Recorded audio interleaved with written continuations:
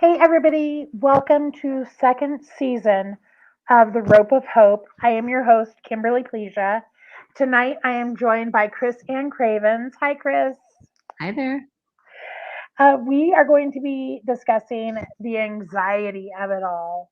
Chris is going to be sharing her personal experiences with grief and trauma, the anxiety that she experienced through that, and the solutions that she found, the way that she was able to cope through that. Before we get started though, if you want to help support this broadcast, help support what I do, then please consider going to buymeacoffee.com/, this fat girl life. You can follow me there at no charge. And that's where you're going to get the tea on everything. You're going to find out about the new book I'm publishing. You're going to find out about some different interviews that I have coming up. And you could sign up for a membership and get even more goodies.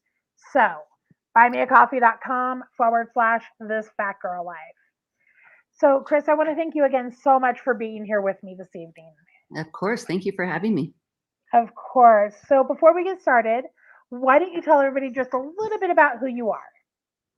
Well, my name is Chris Ann Cravens, and I'm a holistic health practitioner, and I guide people out of anxiety so they can get back into life.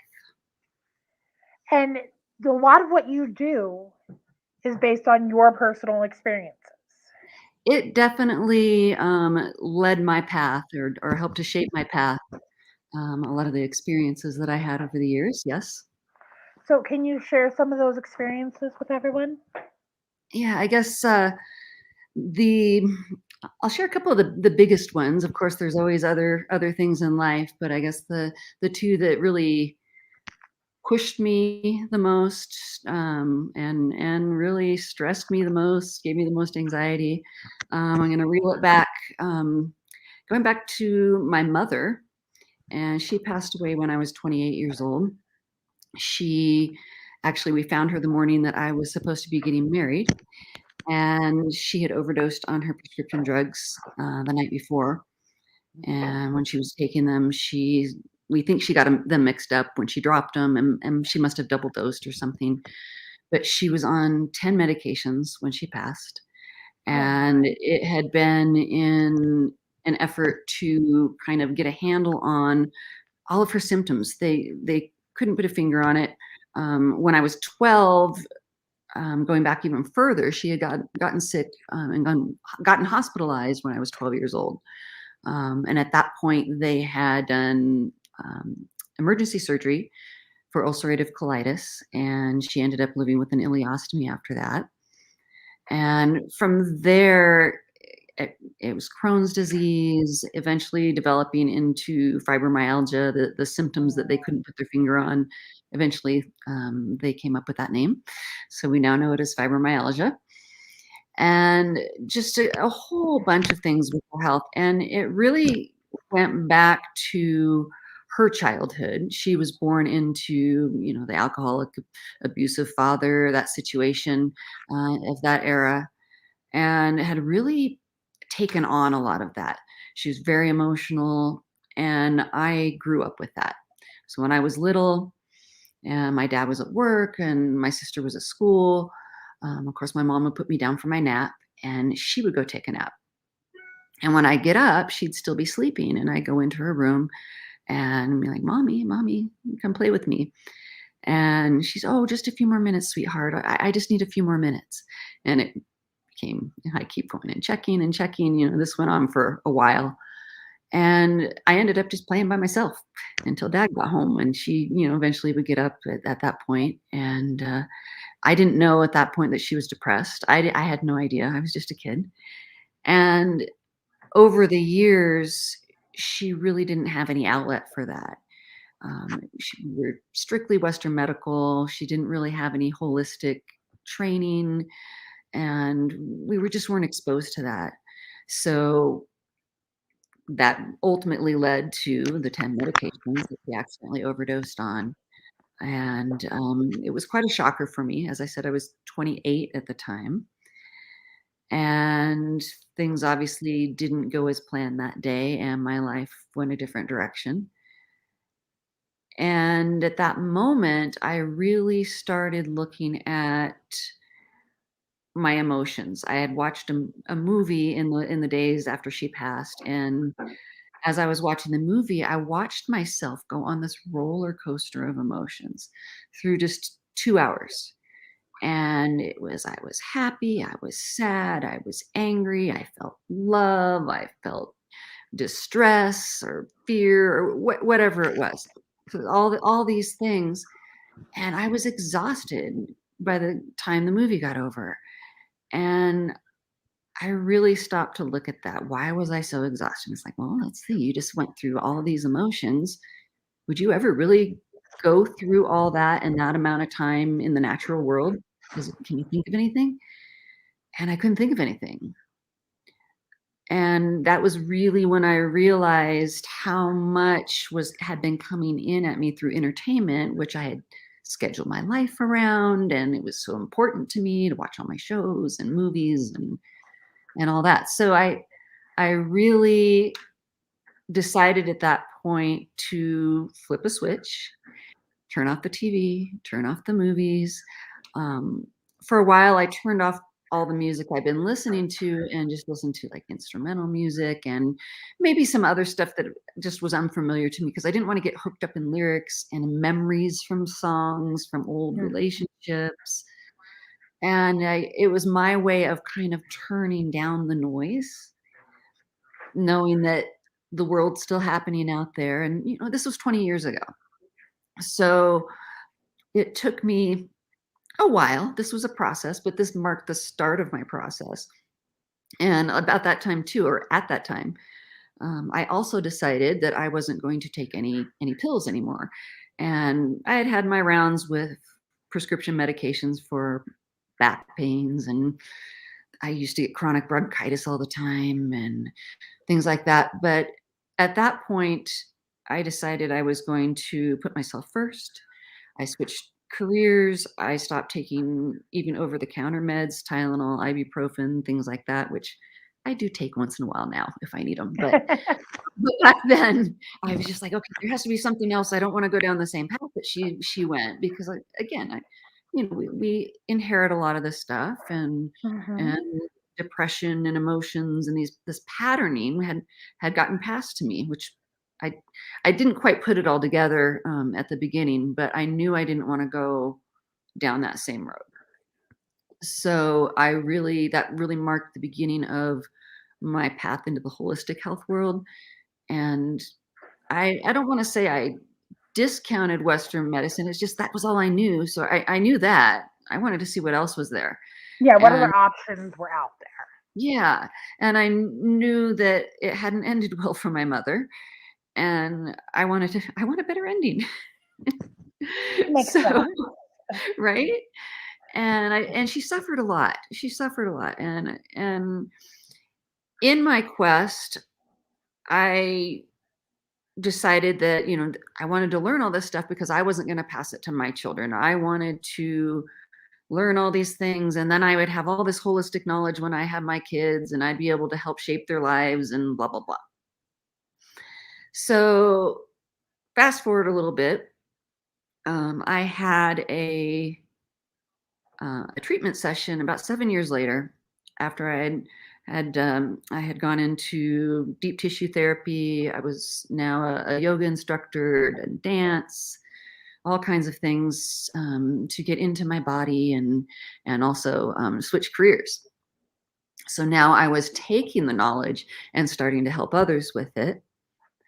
But all that time, I mean, this was like 5 to 7 years later, I had been just on it, just doing all these things, learning as much as I could. And my emotions were still tripping me up.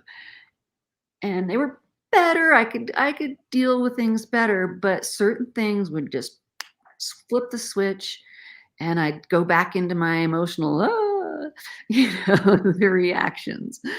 So I was talking to a friend one day, and she said, "Oh, you have to have the session from my friend Miriam. This new thing. I know it's called BodyTalk or something." She says, "But you have to check it out. She did this thing with my childhood, and I'm a lot better now." So I was like, "Oh, that sounds cool." And then 3 times that week, Miriam popped up in my world, up in my yoga training. And then I picked up another job at a chiropractor's office, and there she was as a client. And we started working together at her house from that. And I ended up on her table, which was unbeknownst to me when I got on her table, but it was the 7-year anniversary of my mother's death to the day. Hmm. And what I realized at the end of that is we had toggled that day back and forth, her and I, because we were just trading services at that point. We were sampling services, so we were putting our paying clients first. And she'd call me and say, "Oh dear, I got to move you over here because I got to see this client." And I did the same thing to her. So we bounced around and ended up on this day. And we went into the session. She did this little muscle testing thing, kinesiology, to ask my body yes and no about the stuff as she went through the protocol chart. And at one point she stopped. She said, "Well, all this," she's like, what you're feeling?" She's like, this isn't yours. This is what you picked up from your childhood. And she started describing my mother's experience of depression and how she was holding all this stuff. And I stopped her talking, and I said, "You don't even need to say anymore." I said, "I know exactly what you're talking about. I can see it. I can feel it." And the best way I can describe it is it felt like this little energy bubble had floated up in front of me. And it was like almost like a hologram. And I could just see it like a memory. I could see the family dynamic, the Mhm. arguing, the quibbling, the crying, the dynamic that had gone on for so many years in the past. And we did this we completed the session, and through it she had me hold different body parts, and we did this tapping and eye rolling and breathing and all this stuff. And I had this little tear come down the side of my face and a big sigh of relief. I was like, and from that moment on, my emotional triggers just started diffusing, and I felt more grounded in situations. I could have more rational conversations and not get taken off center when I was passionate or emotional. And so I continued with sessions and ultimately became a practitioner because it did so much for me, among other things. That's just one of the things. But and basically that'll lead into the next test I had, which was probably about 5 years after that session. And this was 12 years after my mother had passed now. And I decided, okay, I'm going to try the marriage thing again. And I was in a new relationship, or I should say a different relationship. And we got married, or excuse me, we opened our wellness center on January 2nd. This was in 2013. And on January 20th, just a couple weeks later, we got married. Friends, family. It was a beautiful sunny day in Southern California. It was just like a fairy tale. And the week of the wedding, he had been kind of slipping and falling, and his back was hurting. And that was not normal for him. He did yoga, he was really skilled. And I was kind of scratching my head and going, we get married and go on. A few weeks go by, and about 6 weeks later, he's having trouble walking. And his parents had to take him into the ER while I was at the wellness center working. And he was about to sever his spine. He had a tumor on a T2 vertebra. And at that point, they had to have him lying down because if he was vertical, there was a risk of him severing his spine and being rendered a quadriplegic. So they rushed him for emergency radiation, and then they tried to get him in for surgery, which ended up being days later. And that started this process. Stage 4 lung cancer had gone to the bones. And so 6 weeks after we were married, 8 weeks after we opened our wellness center, and my whole life, just the rug felt like it got yanked out from under me. All my plans for children, the whole bit. Because now I was about 40. I was right at that age. And fertility treatment's not an option at that age. this and that, just the scenario. And I had to make a decision, and that was I can stay with him knowing that he has a 5-year life expectancy and I will be well beyond my childbearing years then, or I can leave and try to start a new life, which of course at the time didn't sound too appealing to try to take off and leave my husband and start a new life. So I stayed, and it was a rough 5 years. It was a really rough 5 years. So your theme of your podcast, A Rope of Hope, well, it was like a thread of hope for me at that point. And I really was questioning why that had all happened. I'd worked so hard, and it was being taken from me, I felt. So we went through those years, and the power of suggestion, the doctor was very right. Told him that he had a maximum of 5 years, and he died 5 years to the day, not one day more. Oh my gosh. Not one day more. And it was just, a battle of, he had prior to me knowing him, when he was 17, he had a subdural hematoma in high school football. So he had already had some head trauma, some brain trauma. So when it came time for radiation, when the cancer had gone to his brain, that was harder on him, I think, than it would be for most people. They had to do full brain radiation, 10 rounds. And he was like, "Oh, you're young, you'll be fine." 38, and what is their definition of fine? And about a year after the full brain radiation is when really the neural pathways and everything started deteriorating. He started reverting back and acting more like a child, and just kind of clinging to mommy and daddy, and just his thought processes were simple. And it was this thing where I was getting pushed more and more away. And to complicate matters, there was a language barrier with his family. They were Vietnamese. So I didn't understand a lot of what they were saying. They didn't understand a lot of what I was saying. And he was translating. And it wasn't a very good translation. I'll put it that way. And there were a lot of misunderstandings, a lot of anger towards me that I didn't really understand while it was happening. I was like, "What's going on? Why aren't they being nice to me? And what's happening?" And later it started to make sense, and I could see that they were in a lot of pain, and there was a lot of blame being cast about, and a lot of it came my way, which didn't make things easier. Already it was a very hard time. And during that whole time, family members, some of my close friends just didn't even know how to deal with it for me. They didn't have tools to deal with a great grieving person that was going through this chaos, basically. And so I felt really alone. I had a handful of friends that kind of came through here and there, but it was really an isolating time. And through that, I had to pull on my tools and go back to the yoga training and all the sacred healing arts training that I had had, and go back to these basic teachings that are really frustrating when you're in one of those places. It's just like, I know this is the teaching, but this is what I'm feeling. And like, but how can I just breathe? And how can I just let it go? And how can I move through it? And how can I not feel this ick, But the fact that I was breathing, and I had to teach yoga during this. I literally was driving to the studio crying 10 minutes before I had to teach, from whatever news we had just gotten, whatever scan, whatever this or that we'd been dealing with.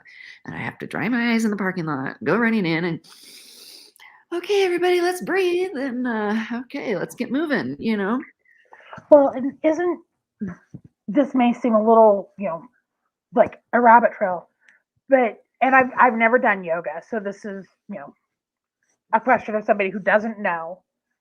Doesn't yoga help release emotion though?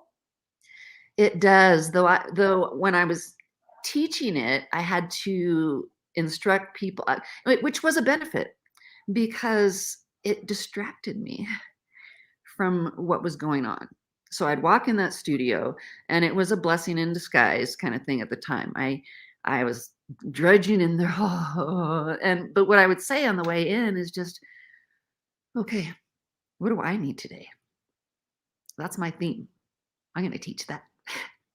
What do I need? And it was some sort of thing about the heart or breathing, or maybe it had to do with organs or whatever I'd weave into my instruction. And over time, it really started giving depth to my teaching, though I didn't really understand that that's what I was doing. Um, and yes, it did help. I was being reminded every day to breathe, and I would make sure that I took classes too, so that I would get it in my body. I got Mhm. massages, I did Reiki treatments, craniosacral, or I should say, I received all this stuff. BodyTalk sessions, and I just had to keep it going, because how I like to explain how that stuff works is we get stuck and we kind of cling on to these emotions and these experiences, and they get in our tissues. So it's one of the things I learned as a deep tissue therapist, and they're stuck there. So we got to move them out so we can breathe. That expands tissue and moves things out, right? And then we can also moving our body, moving lymph, moving blood, the cardiovascular system working, just everything going, right? And then you can also get massage, deep tissue for those stubborn places, old injuries, things like that. So I kind of had a combination of all this going. Um, and I would say, once a week I was seeing somebody, which I had friends that did all this stuff Mhm. in my circle, in my network, which made it easier. But honestly, I don't know what I would have done without it. And it really kept me grounded. And I know it would have been a lot worse had I not had it. I probably really would have been severely depressed, not just in depression or however you want to say it. I was able to get myself out at those times because I had these tools and not get stuck in it.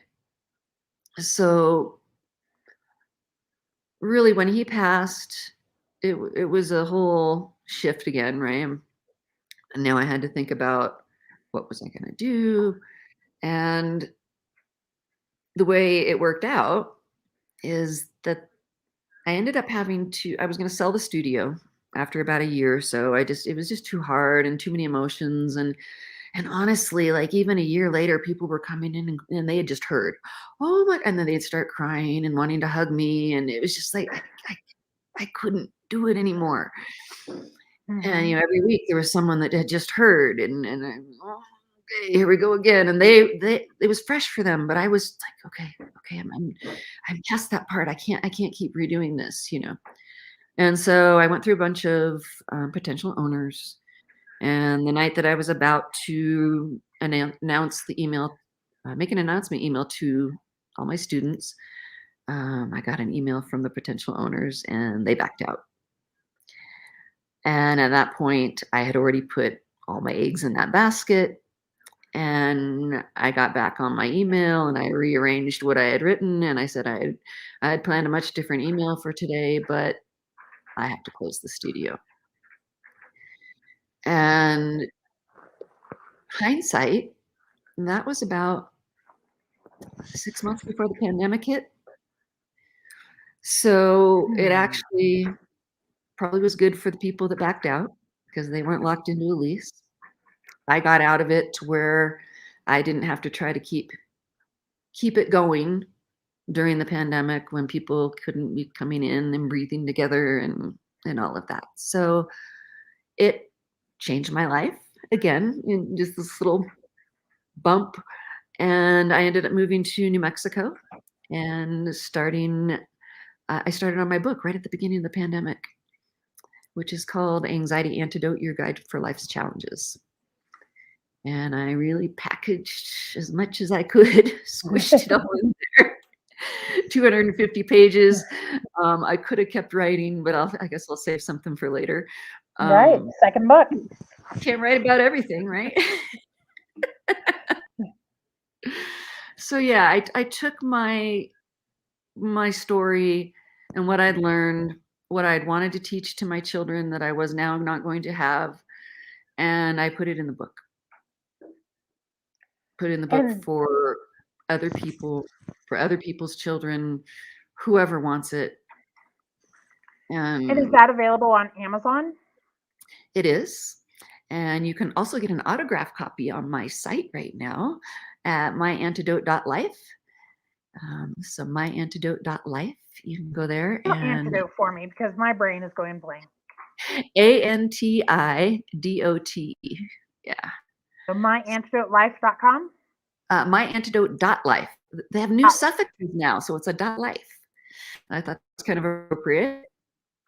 Okay, so And that is actually going to come on the bottom of the screen there so everybody can see myantidote.life. That's where you can go and get an autographed copy of the book. And you can also get a free download there of the digital book. Nice. Yeah. Me personally, I read everything on my Kindle. I own a couple like hardback or paperback books, but I live for my Kindle. Nice. So I pretty much only read digital books. Very good. Now, do you still do yoga training and all of that? I have incorporated all of that into when I work with my clients now. I do more of a coaching. It's virtual now, right? Because of the pandemic. So I work with people one-on-one, online, and I have all kinds of things that we do. And really going through a lot of these tools that I mentioned, and walking them through things, holding their hand and supporting, giving them structure, so that they can apply these things. And then things come up as you apply stuff. And then it's like, oh, okay, now we got to do this. So then you shift over here. Okay, now we're going to apply these things. Oh, well, now this is coming up. Well, how about over here? And so it's constantly fine tuning as we're processing these things, getting it out so that we can ground ourselves, connect with the heart, and find joy. Find joy in action. Well, and you answered the question before I even answered it. I was going to ask if those services were available virtually. So if and you already answered that. So, to everybody who's hearing or watching this, if you are in that place where you're dealing with a lot of anxiety, you're dealing with stress, you're dealing with trauma, you're dealing with grief, all those situations that really tax us, and you're wanting to work with Chris Ann, go to her website and connect, because internalizing it is not good for you. Regardless of whether you normally, adhere to Western medicine or, holistic medicine or whatever, it's not good to internalize it and cause that kind of stress on yourself. So you want to find somebody that you can work with and that's going to do exactly what she just said, of holding your hand through it, because sometimes that's what you need, is someone to just hold your hand and walk along beside you. There's a lot with being seen, being acknowledged, and like I say, when you don't know what to do, you should have someone to help bounce things off of for clarity. Another thing that people will get if they get my digital download, you'll get access to a brain balancing video technique from the BodyTalk system, which Okay. involves tapping on the brain in the head, brain in the heart, and the brain in the gut. And it's a whole technique that really helps to get the neural pathways talking in the brain, different body parts talking with all the organs, and et cetera, et cetera. So there's a lot of stuff now. There's just a lot of stuff. 10, 20, 30 years ago, our tools were a lot more limited. Going Mhm. and doing therapies and things was really a lot more grueling and tiring and taxing and kind of having to relive it all again. With the types of things that are available now, especially with the type of work that I do, um, you don't have to rehash it all. Yeah, you might talk a little bit about it, but your body guides you in a way that is more easeful, and I like to call it palatable. So it's not that ripping of stuff, because we stuff these emotions and these feelings for a reason. They're not fun. And so we start breathing shallow and all that, because if we take big breaths, it starts to come up. And that's where someone like me comes in, Mhm. because when you start breathing, you start feeling emotion. Yep. Then the more you breathe, the more you The more you move. feel. Yep. And to know what to do with it. Yeah. And I think that's really important. Well, I want to thank you so much for coming on tonight, for putting yourself in that vulnerable position and sharing, some of the things that you've gone through to get you to where you are. Um, I do have one final question for you, and I Yeah. kind of told you that I was going to ask a final question when we spoke previously, and I really had to think about what I wanted for this season, what I wanted my question to be, and I came up with this: who is the one person, if you could only pick one, who has inspired your life the most? Mm. Inspired my life the most. That is a tough pick. The one that pops into my mind right now, top of my mind, is one of my favorite authors, Carolyn Mace. I'm not sure how she says. I believe it's Miss. And I learned about her, gosh, 15, 20 years ago in my studies. At the time, I heard she was a medical intuitive. And I was like, what's that? And it's kind of what it sounds like. She uses her intuition to scam people and figure out what's going on with them, medically. And that's just developed for decades now. Um, and at the time, that was a really new term. I was like, and I remember thinking, that's what I want to do. I want to be a medical intuitive. I have no idea how I'm going to do that. Sounds really crazy, but I want to do that. And I just kept going to my studies, and then when I eventually ended up in the BodyTalk system, I remember hearing a lecture from Dr. Veltheim, the founder, and he's like, "Oh, I can teach you to be a medical intuitive." And this was on a video too. He wasn't talking to me. He goes, "People want to be medical intuitives. I can teach you in a weekend," he says. And I went, "Really?" And what he was referring to is teaching you how to use your intuition, like muscle testing and learning this yes no thing. And it's true. You can learn it in a weekend. Maybe you got to work for a while to trust yourself with it, but you can learn it. And then you develop it. And that's what I've been doing. So Carolyn Mace really inspired me. Thank you, Carolyn, wherever you are. Well, we'll see if we can tag her on here, and give that shout out. I do want to again thank you so much for coming on, for sharing, and for hopefully inspiring. And again, if to whoever's watching or listening, if you are dealing with some stuff and you want to reach out to Chris Ann, go to myantidote.life, and that's where you can contact her to speak with her, to get to her books, all of that. So I want to thank everybody for being here tonight, for listening to this broadcast, for supporting what I do. If you would like to be a guest, there is a link in the notes that you can click on to apply to be a guest. And I personally will reach out to you once I receive that application. I'll be back next week with another amazing guest and another amazing story of survival. Until then, I hope you have a great night. Bye.